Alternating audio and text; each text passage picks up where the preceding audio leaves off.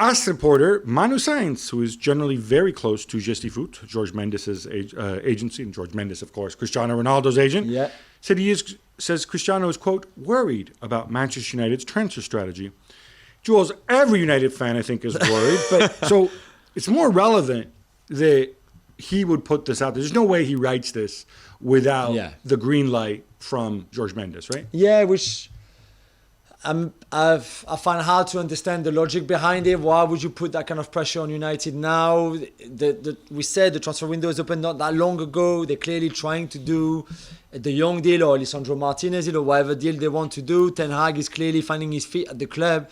Give them a bit of time. If it was August 15th and they had signed you and me, then I would say, okay. Should we read this, though, in the context of let's put Ronaldo more in the conversation, let's put the name out there in case somebody else might have a better deal. Yeah. Maybe Ten Hag's like, I don't mind if, you know. That's maybe more the case than anything else.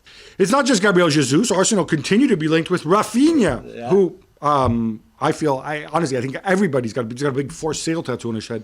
Jules, more wingers for Arsenal. Great. Yeah, you don't like too many number 10s, you don't like too many wingers. I think Rafinha will still be a great addition to the squad. Yeah, sure. Like Gabriel Jesus as well. The negotiation continues. Let's see if it goes through. I think Gabriel Jesus will be done very soon. According to reports in England, Allan Saint-Maximin, Gab, could be sold because Newcastle are reluctant to bring their wage structure to keep him. Gab, I thought they had all the money in the world, so they could be able to do this.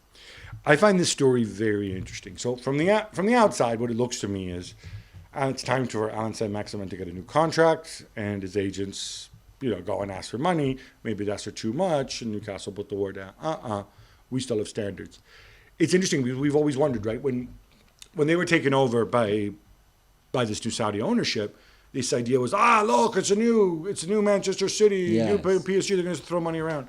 They haven't thrown money around. I mean, they've spent some money. Yeah. Not yet. And I always wondered, PIF, it's slightly different. This is the public investment fund of Saudi Arabia. They've been successful. They have real people running it. This is not something that's a vanity project. They invest in they have a lot of money. They invest in a lot of tech. They invest in a lot of stuff. They look for a return. And that's why, and I've said this before, I was always very skeptical when people say, it's just a big Saudi sports washing thing. It's like Live Golf or whatever. In some ways, could be that. In other ways, it didn't feel that way to me, because if you're going to do that, and I say this all due respect to Newcastle, you're not going to buy Newcastle. You're going to buy someplace much more high profile, where you're in the Champions League straight away, pretty much every year, guaranteed. You don't have the same level of, why did Paris Saint-Germain make sense, right? Because it's freaking Paris. Yeah. People are going to come there all the time. You're in the Champions League every year. You've got a big audience. Yeah. Newcastle have to compete with the Big Six, with all these other teams.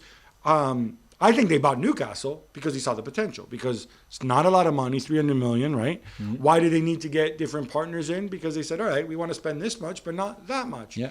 And if this is an indication that Newcastle are going to be run as a real football club, as a business, hitting targets, having cash available, but not going out and chucking money around, I think this is good for the Premier League, and I think this is good for Newcastle. Yeah. Even with all my reservations, as you know, about sovereign wealth funds buying football clubs, it's not something I think they should be allowed to do. No. But if they're going to run it as a real business, I think it's a positive. And this is Dan Ashworth's first big task on his hands since being the sporting director at Newcastle. What to do then with Saint-Maximin? Do you give him the contract that you want? Don't you? Do you sell him now? He still has a few more years, so you don't need to sell now, I guess.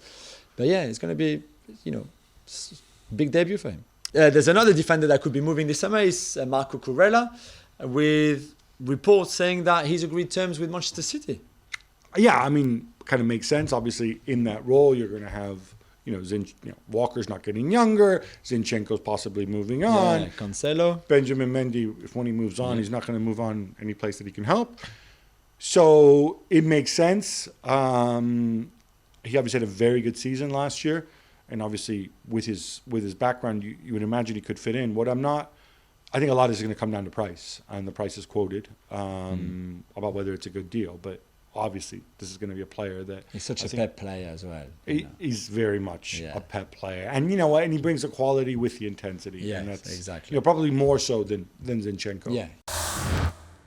Thanks so much for watching ESPN on YouTube. And for more sports highlights and analysis, be sure to download the ESPN app. And for premium content and live streaming, subscribe to ESPN Plus.